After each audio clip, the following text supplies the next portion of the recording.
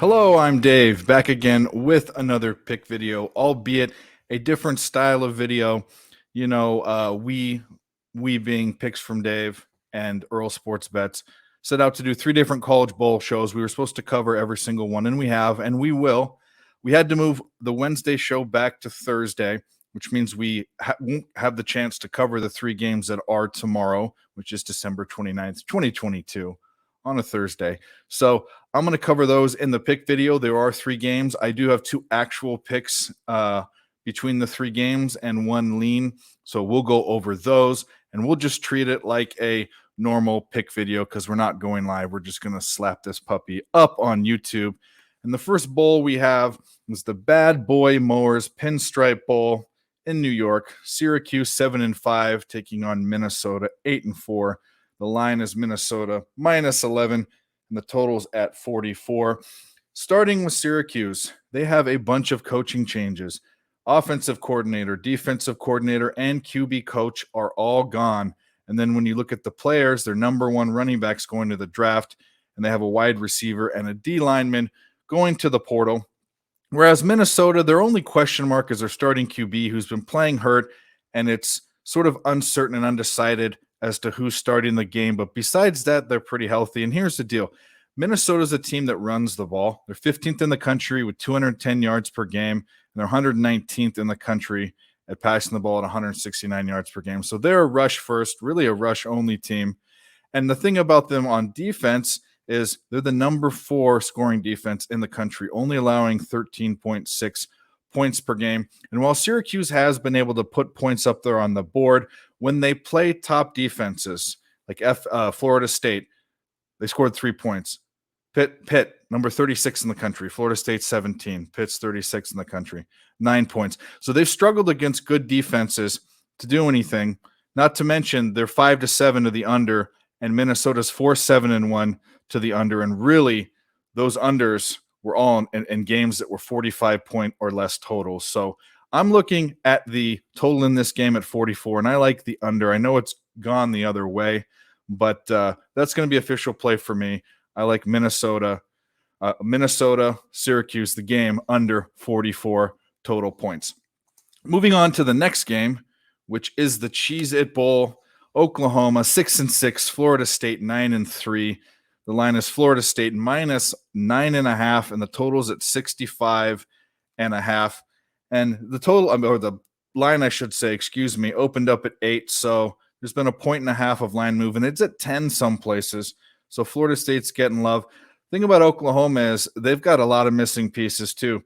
They've got 2 of their offensive tackles, a D lineman and a running back, all going to the draft, and a wide receiver going to the portal. Whereas Florida State's coming into this game pretty much unscathed as far as opt-outs go.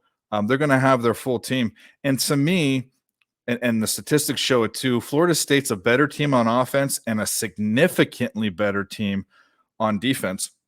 So that's a lean to Florida State there. And then when you look at these teams against the spread, you've got Oklahoma, who's 4-8 on the season against the spread. Florida's the exact opposite. They're 8-4 this season, ATS, and 6-3 ATS as the favorite. So this is a lot of points to be laying. It's a big total, not touching the total. It's a lot of points to be laying.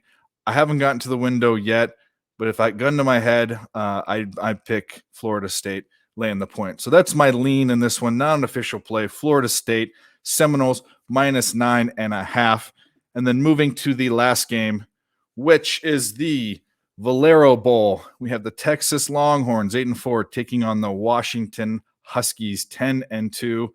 The line says -3.5. I didn't put who the favorites were there, but that would be Texas. They are favored by 3.5 points in this game. The total is at 67.5 because there's an expectation for points here. So right off the bat, I'll just say I probably lean to the over. That's not the official play, but I do have an official play on the side, but I'll get to that in just a second. Texas will not have their backup quarterback. They will have their starting quarterback, but both of their running backs, including Bajan Robinson and a linebacker, are all going to the draft. So they had some NFL talent on the team, and they're gone, and that's going to hurt their defense particularly. Washington has no opt-outs, and it's the number 1 passing offense in the country, led by Michael Penix or Penix Jr., however you want to say the name. Be careful with how you say it. But yeah, they're the number 1 passing offense, and I think they're too overwhelming for Texas. I mean, Texas gave up 330 yards twice in the air this year. They lost both games.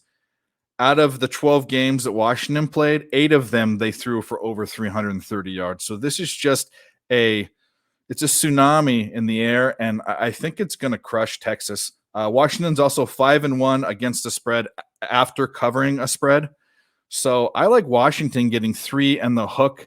I put minus 115 down there, which means that's the odds on the other side. So that bubble's all messed up. I apologize. But the pick in this game is the Washington Huskies getting 3.5 points. It's at minus 115 odds. So those are the 3 bowls. I'll go over them real quick. Again, we've got the Bad Boy Mowers Pinstripe Bowl, Syracuse and Minnesota. I like the under 44 in that game. That's an official play. Oklahoma and Florida State are playing in the Cheez-It Bowl. My lean is Florida State, laying 9.5. Not an official play, but we're going to cover all the bowls. That's our goal, and I covered that one. And the Valero Alamo Bowl is Texas against Washington, and I like Washington getting 3 and the hook at minus 115. Guys, thanks for watching. I know kind of a different show. I'm not even sure how I'm going to edit this because it was done in StreamYard. But either way, we get it up there. We do the picks. No excuses. We do this every day. Guys, thanks for watching. Hit the like and subscribe. Join us tomorrow at 8 p.m. Eastern Standard Time. We will cover all the bowl games. These are the good games for the good teams all the way through January 2nd. So join us for that live, and we'll see you tomorrow.